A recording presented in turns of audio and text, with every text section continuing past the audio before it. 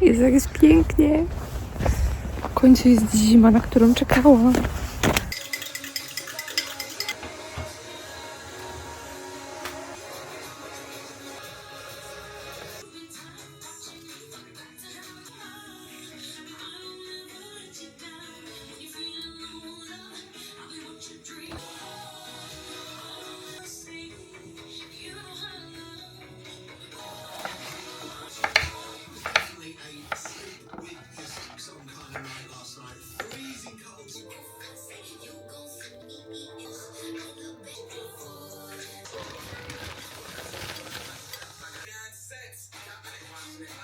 Jakbym miała się określić jednym typem jedzenia, który teraz jestem, na pewno są to jajka, awokado i łosoś. I w tym momencie mrożone maliny. No, kocham, lubię je dodawać wszędzie i też właśnie szczególnie do takich słonych posiłków. Po prostu dodatek jakiegoś owoca, czy to borówki, czy to maliny, czy to truskawki. No teraz truskawek nie ma akurat, szkoda.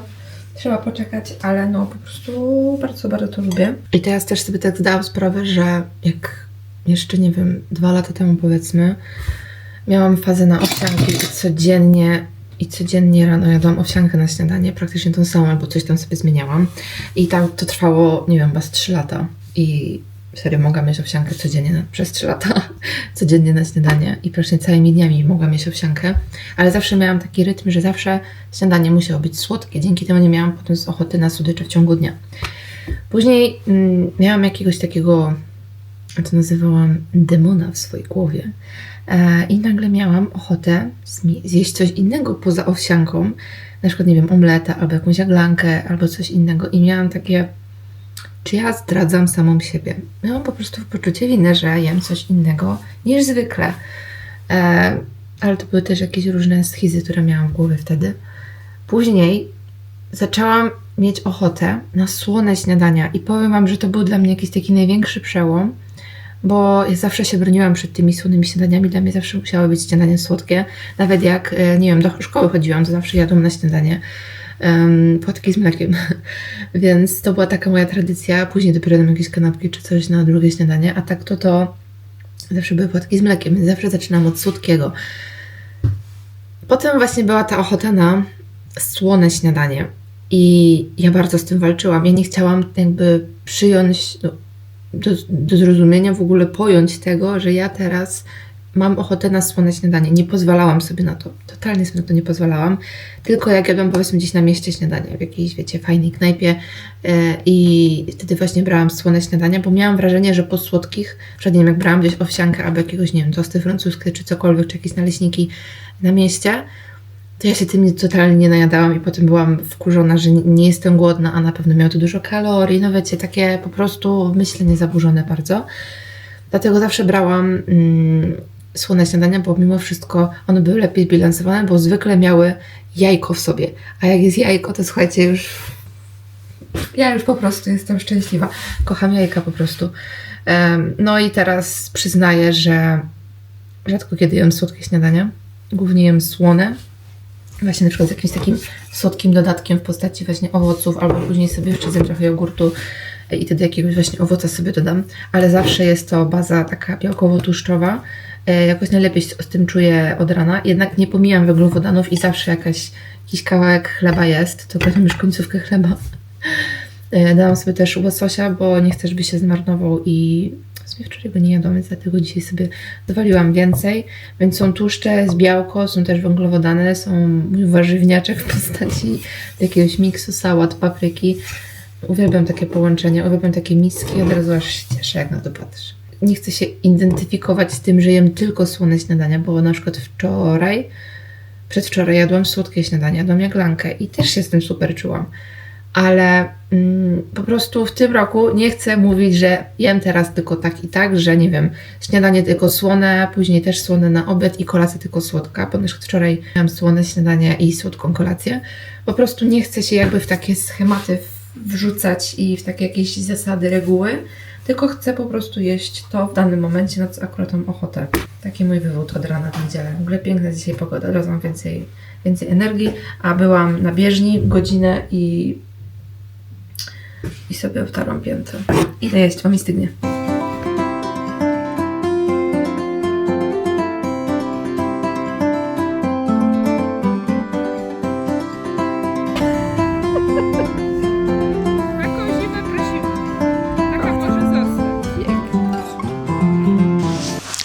Skończyłam wczoraj czytać książkę Skuteczne rozwiązania. Poznaj własne ograniczenia i zacznij doceniać życie. Bardzo lubię takie tematy. Tutaj są takie jakby różne rozdziały o różnych tematach. I jeden jakby bardzo do mnie przemówił. Pozwólcie, że przeczytam wam, bo myślę, że on jest potrzebny każdemu. Przekształcić ból w dar, żeby pomagać innym. Co mam zrobić z tym cierpieniem? Wiele jest takich okoliczności, które stawiają nas w obliczu bólu, ciężkiego i trudnego doświadczenia, jak utrata ukochanej osoby lub brak pracy, samotność, choroby. Ważne jest, co uczynimy z tym bólem i jak go pokonamy. Musimy sięgnąć w głąb siebie i sprawdzić, czy działamy tak, żeby to cierpienie nie trwało za długo i nie stało się męką. Zawsze jest coś, co możemy zrobić, żeby przestać cierpieć. Kiedy ktoś lub coś sprawia nam ból emocjonalny, ruch pozwoli nam go przezwyciężyć i zostawić ze sobą. Temu bólowi należy nadać sens. W obliczu kryzysów, strat wydaje nam się, że całe nasze życie przybrało nieoczekiwany obrót. Z pewnością po wielkim bólu ustaliłeś pierwszeństwo dla wielu rzeczy w swoim życiu, które wcześniej miały drugorzędne znaczenie. Cierpienie powinno prowadzić nas do bycia lepszymi osobami, do znalezienia pozytywnego znaczenia tego, co negatywne. Tak jak wielu ludzi miałeś świadomość, że źle się czułeś z powodu głupstw, ale teraz z powodu tego, co przeżyłeś, skupiasz się jedynie na tym, co jest naprawdę ważne. Czasami nie potrafimy przestać myśleć o czymś negatywnym, co się wydarzyło i nieskończenie wiele razy do tego wracamy. Właśnie wtedy musimy się zatrzymać i powiedzieć: wystarczy, doświadczyłem tego zła, lecz mimo odczucia bólu będę szedł do przodu. Musimy osiągnąć ten punkt, z którym z determinacją się trzymamy. Jeśli bowiem tego nie uczynimy, nie będziemy mogli cieszyć się pięknymi rzeczami, które czekają na nas w przyszłości. Płacz z powodu tego, co stało się, nigdy nie przyniesie nam niczego dobrego. Kiedy cierpimy, widzimy jedynie ciemność. Jakby z naszych łez tworzyła się studnia. Jednak nawet studnia może zostać wypełniona wodą deszczową i przemienić się w źródło błogosławieństw, rozwiązań, nadziei i szczęścia dla nas i innych. O czym mówię? Kiedy przeżyjemy jakąś trudność, okres smutku, będziemy wystarczająco silni, żeby przemienić to cierpienie w źródło dobrostanu dla siebie i innych. Rana wywołana przez znęcanie się, przemoc, problemy małżeńskie i cokolwiek, co przeżyłeś i zdało ci ból, uleczy i zmieni w dar, żeby pomagać innym. Będziesz bowiem miał moc tego, kto doznał cierpienia, i powiesz tym, którzy cierpią: ja to pokonałem i ty także to pokonasz. Słowo na niedzielę. Rano byłam dosłownie 8:30 z przyjaciółką na polowaniu. Nie wiem, coś tam chciałam Rosmanie. Chyba 3 albo 4 Rosmany objechałyśmy i nie było. Więc no, ale przy okazji byłam jeszcze w Action i kupiłam sobie ten obraz. Tada! Nie ma już tego brzydkiego zegara. W sensie brzydkiego. No nie był zbytnio w moich gustach. I teraz umyłam na szybko włosy. Byłam w ogóle jeszcze na siłowni, bardzo mi się nie chciało na siłownię. Byłam po 13:00. Było trochę ludzi, o dziwo. Ale nic, ogarnięte. Umyłam włosy, odkurzyłam, bo jest pełno piachu na ziemi. I teraz właśnie zrobiłam obiad, już wam zaraz pokażę, co zrobiłam dokładnie. Bo w airfryerze te pierożki gyoza sobie 5 minut dosłownie podpiekłam. Do tego mam jakiś miks sałat, żeby wyjeść resztki, połówkę awokado i jeszcze sobie, żeby trochę podbić białko, mięso mielone z kurczaka sobie podsmażyłam i to będzie taki mega szybki obiad. I będę jechała do galerii handlowej, bo muszę kupić kurtkę jakąś. Kurtkę zimową z kapturem, długą z kapturem i nawet jeśli, słuchajcie, nie będzie rozmiaru ani nic, w sensie mojego rozmiaru, to i tak wezmę sobie, nie wiem, rozmiar 2 rozmiary większą, żeby była nawet taka bardziej oversize'owa, taka, żebym jeszcze, nie wiem, jakąś grubą bluzę czy sweter mogła pod spód założyć, żeby po prostu było mi ciepło, bo wczoraj zmarzł mi tyłek na tym spacerze, a ja potrzebuję kurtki i jutro jadę do Wrocławia, więc tym bardziej potrzebuję na spacer jakiegoś fajnego odzianka. Dobra, idę jeść.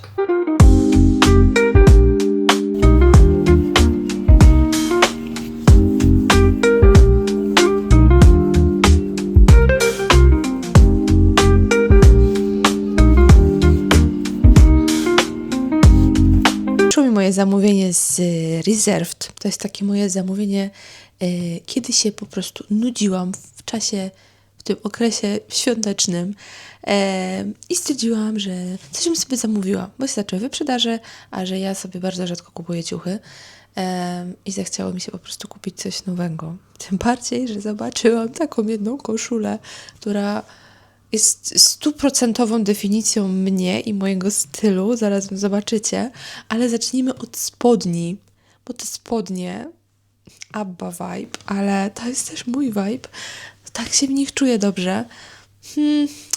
No zobaczmy.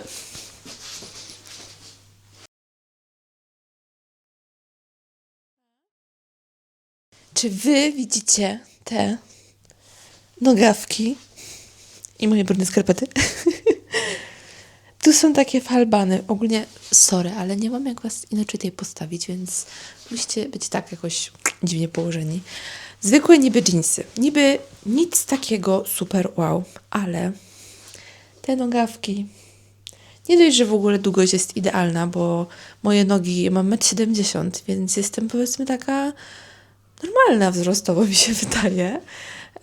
Ale dużo spodni jest na mnie za krótkich. A tutaj sam raz Reserved, polska marka. Co prawda nie teraz na zimę, bo no ten taki styl falbankowy niezbyt mi się leży z zimą, ale na wiosnę ja mam jeszcze takie nowe baleriny, których w sumie ani razu jeszcze na sobie nie miałam, bo nie miałam okazji. No, to będzie tak dobrze wyglądało. Co prawda robi płaskodupie, ale no cóż, spłaszcza mi to, co sobie wypracowałam, ale nie zawsze, słuchajcie, wszystko musi być pięknie podkreślone, nie wiadomo jak. I w sumie te spodnie są normalnymi spodniami, tylko mają super nogawki. I teraz przymierzę sobie do tego koszulę, dla której w sumie zrobiłam to zamówienie. Zawsze jak jestem w Zarze, tej takiej dziecięcej, albo ogólnie w jakichś sklepach z dziecięcymi ciuchami dla takich po prostu małych dziewczynek i tam są takie piękne koszule albo jakieś po prostu sukienki, bluzeczki z takimi pięknymi tutaj kołnierzykami. I ja zawsze mówię, Boże, jakie to jest piękne, a że normalnie chce się mieć dziecko tylko po to, żeby ubierać je w takie ładne rzeczy. Bądźmy realistyczni. I ja zawsze mówię, że chciałabym sama takie rzeczy nosić. Ja bym naprawdę mogła dzień w dzień tak chodzić ubrana. I teraz będę mogła katys. No przecież to jest definicja mnie. Ja już mam podobną też koszulę, ale ta jest tak wybitnie zrobiona. Mówcie co chcecie, ale ja uwielbiam takie rzeczy.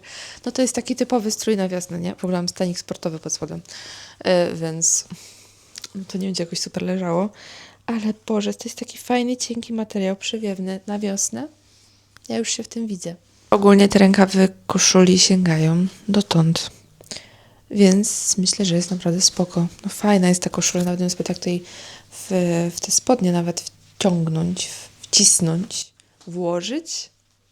Tak sobie tutaj, wiecie, wsadzić. To też by nawet jeszcze lepiej wyglądało, żeby było widać, że w ogóle mam jakieś biodro, jakieś wcięcie w talii. Ale no mega mi się to podoba. To ja z przyszłości. A propos tej koszuli w kwiatki, to jak mi się podobała, tak teraz na nią patrzę i nie jestem do niej do końca przekonana, więc prawdopodobnie po prostu ją zwrócę i wynajdę sobie coś innego. Ale oczywiście czekam na Wasze opinie. Ale z takich elegantszych rzeczy mam jeszcze coś takiego i szczerze nie pamiętam, co to jest. Więc otwórzmy i zobaczmy razem. Wow, dobra, słuchajcie, zapomniałam o tym. Jest to taka ala jeansowa bluzka z takimi bufkami, rękawkami i guziczki ma w serduszka. Dobra, co sądzimy o tej bluzce? Na pewno nie zapięta po całą szyję, bo ja nie lubię być taka ściśnięta. Jest okej. Tutaj fajnie jest lekko taliowane, tak lekko. Ale czy ja się tym jakoś super czuję? Nie powiedziałabym. Ciężki temat. Dlatego tak rzadko kupuję sobie ciuchy, bo ja jestem niezdecydowana. Ja muszę mieć, że to założę i że tak. Że jestem na tak. Więc no ja jej zakupy to toksyczny związek ogólnie.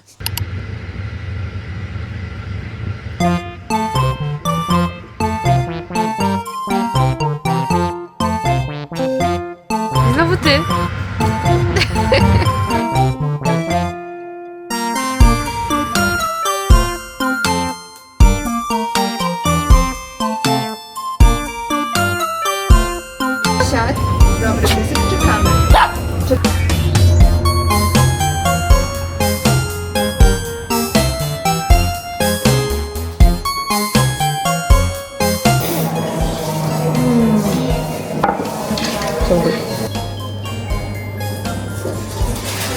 Marshmallow.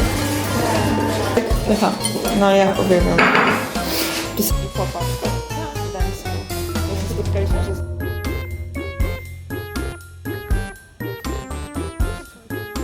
Ja i nie sądziłam, że ten jarmark jeszcze będzie. I ta choinka. Super, ja zawsze chciałam iść na jarmark. Pierwszy jarmark w tym roku. Ale ślicznie. Ej, ale super. Nigdy nie byłam na jarmarku w Wrocławiu. Aż do dzisiaj. Ale on Ja jest zawsze chciałam piękny. pojechać do Wrocławia.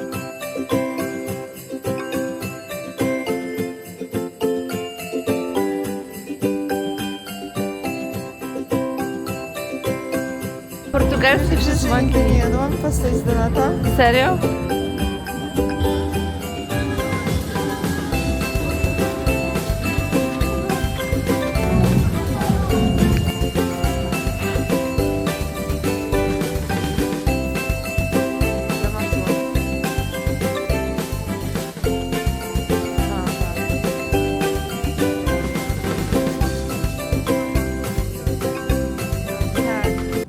O, jest M i P. Jest. I na samej górze. O, nie wierzę. Żegnajcie mu. Kłaniajcie się królowie. Okej.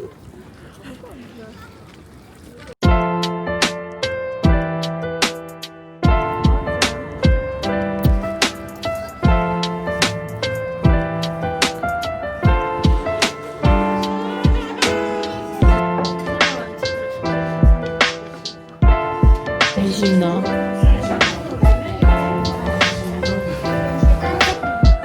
Gdzie my trafiłyśmy? Oczywiście na pizzę. Ej, to bardzo dobrze wygląda. Ej, to wygląda jak śmietana ogólnie. To jest stracciatella. Stracciatella. Kremowe wnętrze buraty. Jak coś. Kocham dobrze. definicję serów. Lubię ser to stracciatella No. i lubię też camembert. A jak kiedyś nie wiedziałam, co to jest stracciatella, ja byłam pewna, że to jest ser w środku z kawałkami czekolady. A ty też. Ale wiesz, że te lody stracciatella są właśnie z buraty? Naprawdę? No, że to jest kremowe wnętrze tego sera. Ja myślałam, że to jest To waniliowe jest, to jest jakby stracciatella i ona jest zamieszana z tą masą gelato. i dodane po prostu kawałki czekolady. Tak. Człowiek całe życie będzie żyje. Ja się tego właśnie nauczyłam na wymianie. Wow. I przyjemności. Dziękujemy. Co jest zajebista. Ej, to pachnie jak z jakiegoś McDonalda. Mogę wąchnąć? Wąchnij. Jezu, to pachnie jak ten strip z KFC. Dosłownie.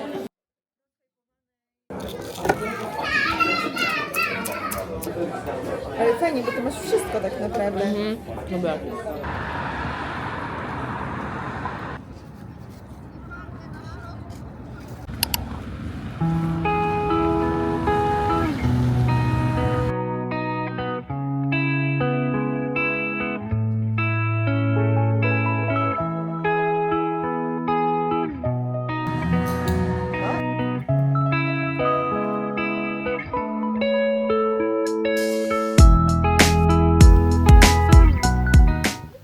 Co tu się zadziało? Słuchajcie, wczorajszy wyjazd do Wrocławia był taki trochę spontaniczny.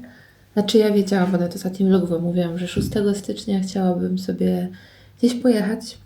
I szczerze, jeszcze wtedy nie wiedziałam gdzie. Jakby wiedziałam, że gdzieś sobie pojadę, ale nie wiedziałam dokładnie gdzie. I stanął na ten Wrocław i w sumie fajnie.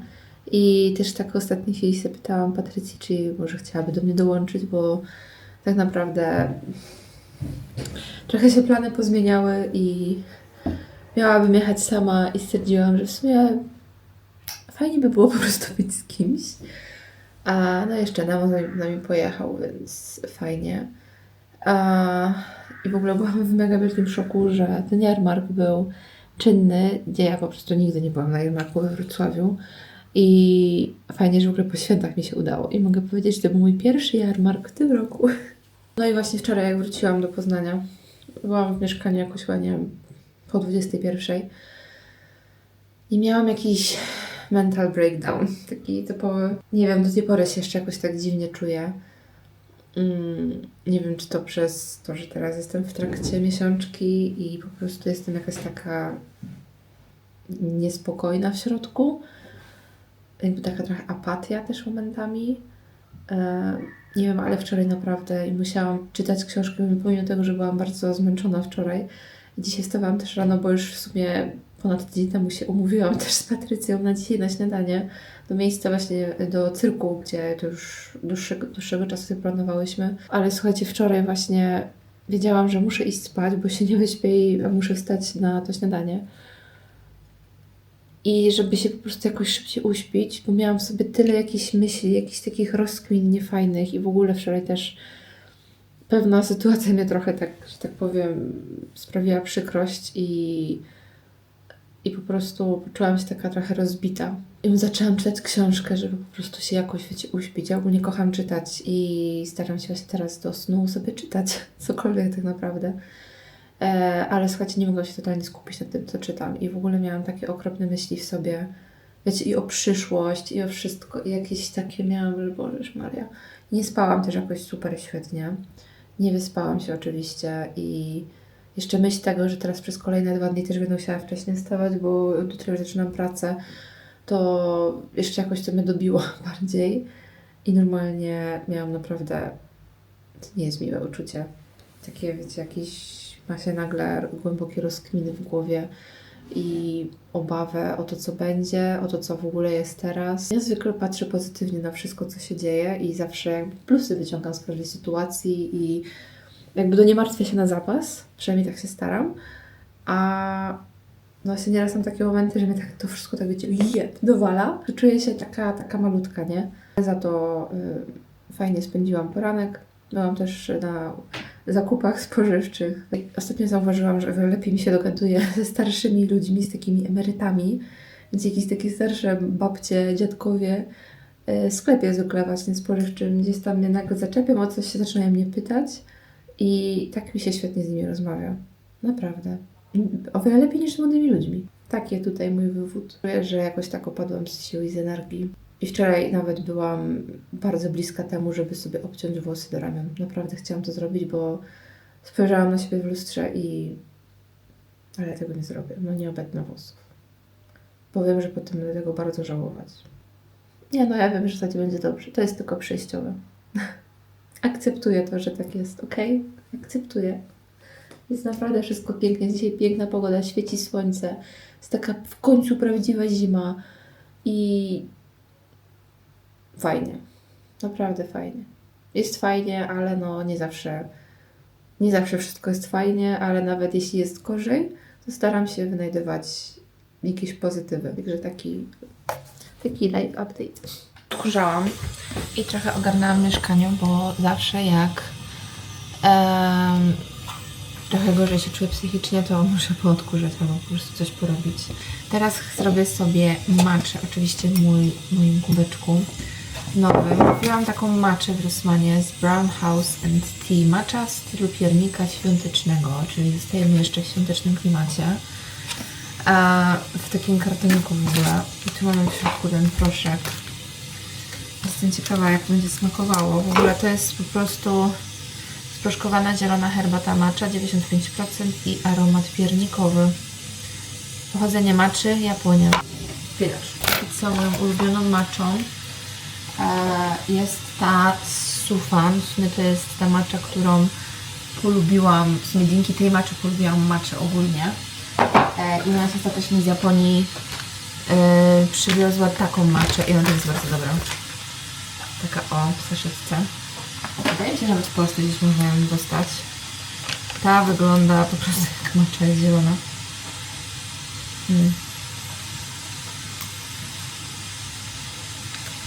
Trochę się obawiam, bo pachnie tak, wiecie, matcha nie pachnie jakoś wybitnie. Przynajmniej to nie jest mój ulubiony zapach.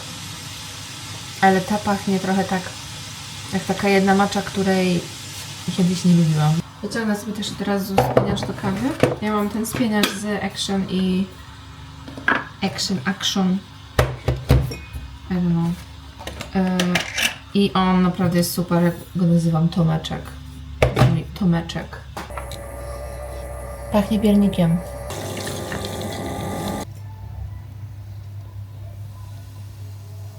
Dobra, teraz taste test.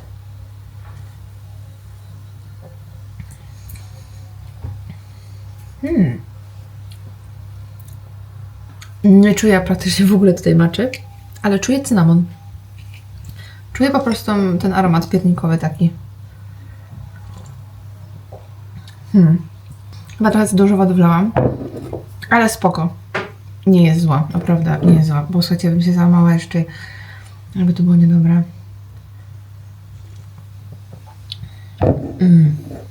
Jest spoko. Approved.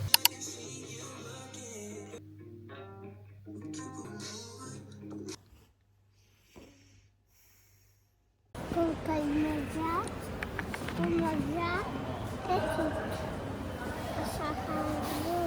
Piątaczka. Żółwik. Super. Sytuacja jest poważna, bo jest 18:50. Ja wróciłam no tak z godzinę temu do domu. Zjadłam obiad już z 40 minut temu i ja nie jestem w stanie wstać. Nie jestem w stanie stąd wstać. Ciągle siedzę w kuchni i czuję, jak mi nogi bolą od chodzenia. I ogólnie jestem na maksa zmęczona. I tu już czuję, że mi się robi z okiem. Więc dobra, nie dotykam go. Chce mi się siku, a nawet nie chce mi się wstać iść do toalety. Powroty. Ciężkie powroty do pracy. Ogólnie było super i w ogóle, ale no jestem po prostu zmęczona. I sobie tak tutaj kontempluję w kuchni od dłuższego czasu. Zjadłam pyszny obiad.